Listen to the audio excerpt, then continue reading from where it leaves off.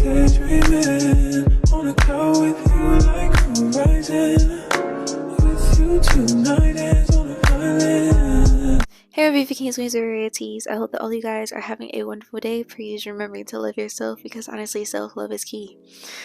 Yep, trees. I was gonna say that I didn't like this angle of the camera because I was like, you can see my rules. And then in my head I was just like, I am bulking and I am also a woman with a uterus. Thank you. That's it. That's just it, you know? And I was like, oh, yeah, I think that solved that problem. Right there, a woman with a uterus. Yeah. Yeah, dudes. So within talking to you guys, I didn't say my intro. Please. Did I? Oh no, should we run it back? I don't know how to run back audios. Dude, why did I start acting like a YouTuber? Oh, am I a YouTuber? Maybe. This is so, ow, what the fuck? This is so weird, I swear. I don't know, I feel like I just started getting anxiety on camera. And I don't really like acting like weird on camera. I don't know, it's kind of be like, you guys aren't here right now. This is me having to talk to myself.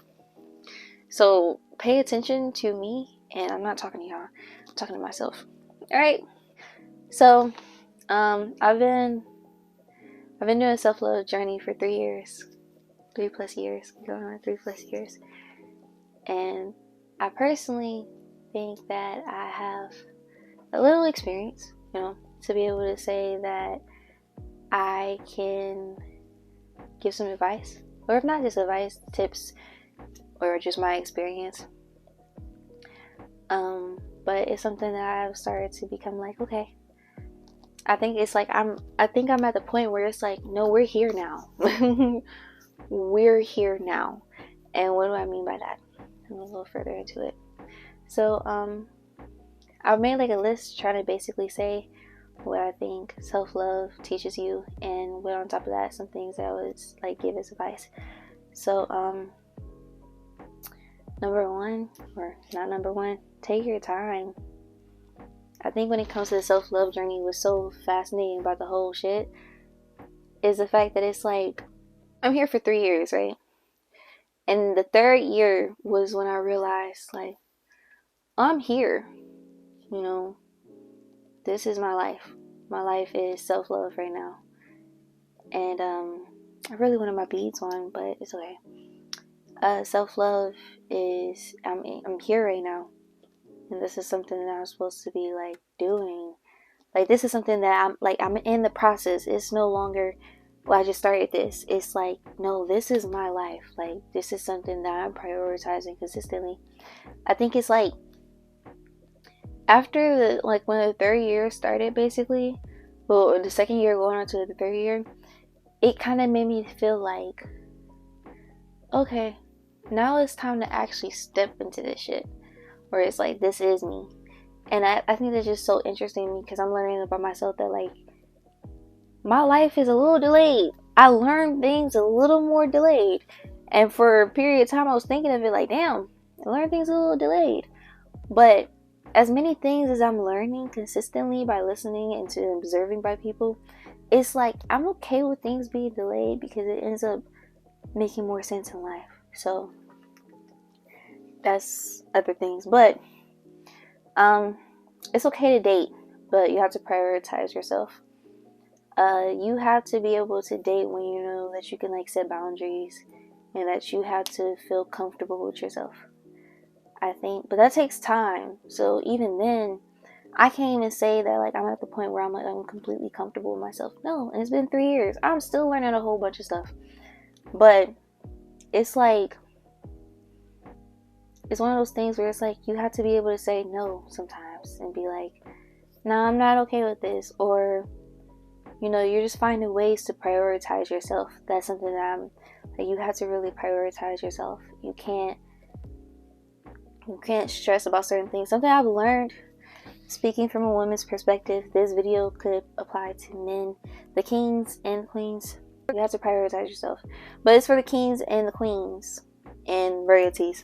So, you know, I've noticed as far as women, we have a tendency, the queens, we have a tendency to be so affected by certain people or relationships, whether they are platonic or romantic. We have a tendency to let it affect us so much that we can like fall into a state of where we're not eating, we're not being healthy, we're not achieving something. And I think that's the saddest part of being a person who's very emotional, or just being emotional in general. It's like we certain things that we're supposed to do, we don't stop. We're not doing it anymore because we could be so heavily affected by it.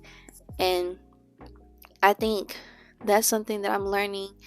Like, it's okay to be emotional. However, you just have to decide how you're going to allow that emotion to affect you realistically. As far as being like a woman who is learning about her feminine energy, it's like the whole perspective of being emotional and seeing how I can create something with that.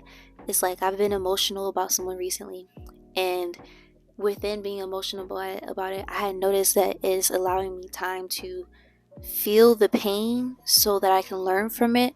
But on top of that, it has allowed me to feel the pain so that I can create something beautiful out of it.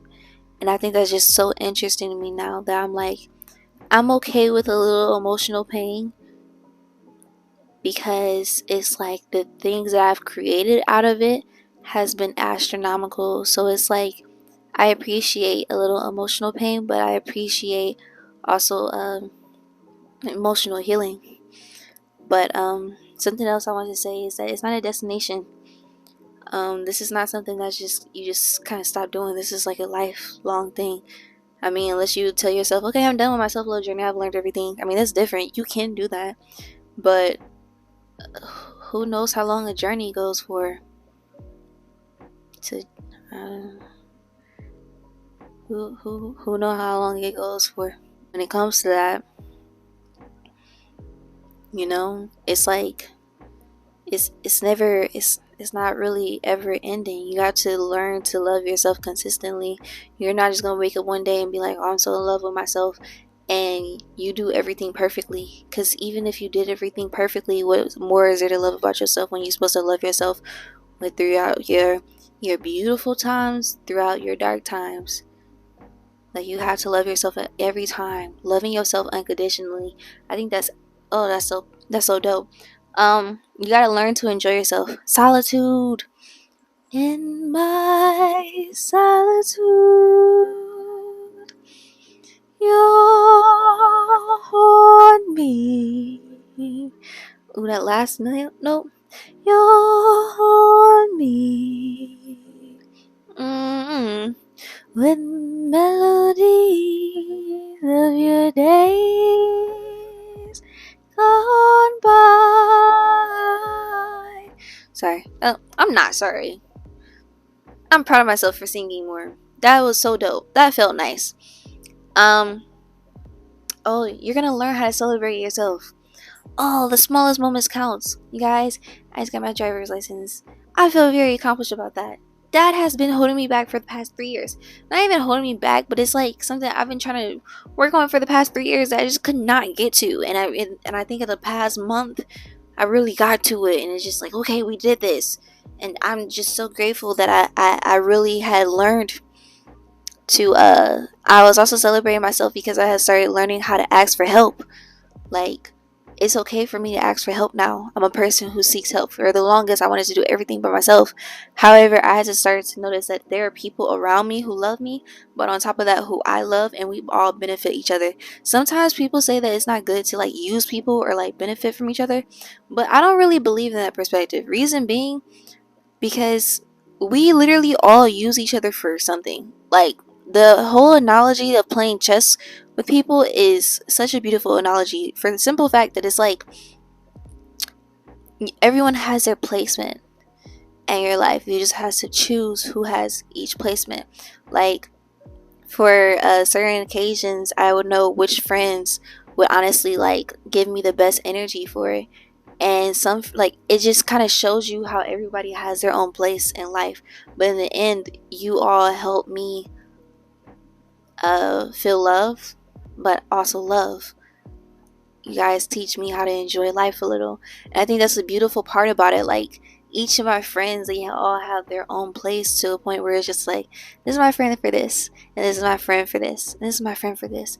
And it's just like, but we're all dope. It lets you learn how to love other people. I finally got to a point where I could start asking for help. But it teaches you to celebrate yourself. So I'm celebrating myself with my license. And like, for the longest, I was like, why isn't people celebrating me? I kid you not, the whole victim mindset is like, it can be so fascinating times. Because like, I remember for my birthday, for a long time, I always felt like, why isn't anyone like excited about my birthday? And I think it was like my 18th birthday. I was like, why not be excited myself? Like, why isn't this something that I just want to do for myself? Like, I just want to be the most excited person in the room because it's my birthday. Like, that's something cool, you know? That's something that is just like, I just want to celebrate myself. I mean, it's another year, you know? It was like, this is one of those things where I just realized, like, I kept asking for everybody else to make me happy, and I didn't ask for myself to make me happy. So that was just interesting. But learn how to just enjoy your own free time. Like, enjoy yourself, enjoy the things that you do, enjoy the laughing, enjoy your life, because it's your life. Something I want to say is that sometimes it might not seem worth it. This is deep to me. There's this thing where it's like, I'm at this point where I'm kind of like, vulnerable moment. I'm at this point where I'm kind of like, is this benefiting me, or is this like putting me back? Like, putting me in a place where like, like certain people I wouldn't know how to talk to with, or is it something that's like, is it something pushing me back, or is it something pushing me forward? But sometimes I feel like, you know, how, honestly, how come I haven't had a relationship in like this long? And I was like, is it because I've really just been so focused on like only me, or because it's something I've been doing differently? Like, and that's something that I'm trying to figure out. But I think I really started to notice it was because for a long time I did not want a relationship, and now that I'm at a point where like I feel like I want a relationship, it's such an odd place for me, because for the past 2 years, like, I did not want a relationship. So wanting one is just like so odd to me. It's this emotion where I'm like, I'm not used to it, because for a long time I'm like, I don't want anyone. I'm just enjoying life right now. If we're dating, you know, things like that. But now I'm at this point where it's just like, I want to do things differently, or like I want a relationship, but at the same time it's like, am I prepared for a relationship? So it's one of those things where I have to learn that I'm in the process of learning that your self-love journey still has to continue even when you're in a relationship. And that is something that I'm starting to learn, that took me a long time to realize. But like, you still have to prioritize yourself even when you're trying to date somebody, or be in a relationship with someone, because it's like, you gotta know how to make yourself happy. You gotta know how to make yourself feel love without anyone else. And people who are around you, like, the more love that you start to have for yourself, the more love that you give to others, and then you will be able to end up getting reciprocated love from others, and it will show you how beautiful love really can be. Love is such an imaginative thing, and I think like so many of us, we never really get to experience. But honestly, since I've started like really just trying to enjoy myself, everyone else around me has started to become so beautiful. And I don't know, that's interesting. Like, I know I've heard it in like quotes and things like that, but like, self-love really teaches you how to love other people in so many different ways. Like, you're beautiful in this way. Like, I literally pinpoint out so many beautiful things about people, because I love complimenting people.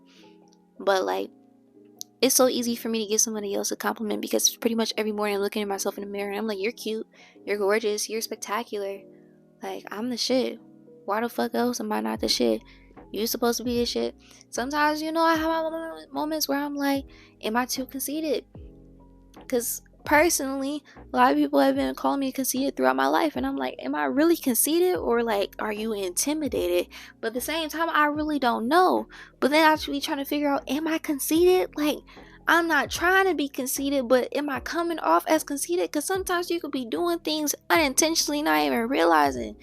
Man, we live in a cold world. That's the end of this TED Talk. I love y'all, my royalties. Y'all enjoy your self-love. And be peaceful to yourself. And enjoy yourself. And enjoy your life in the best way that you possibly can. Love y'all.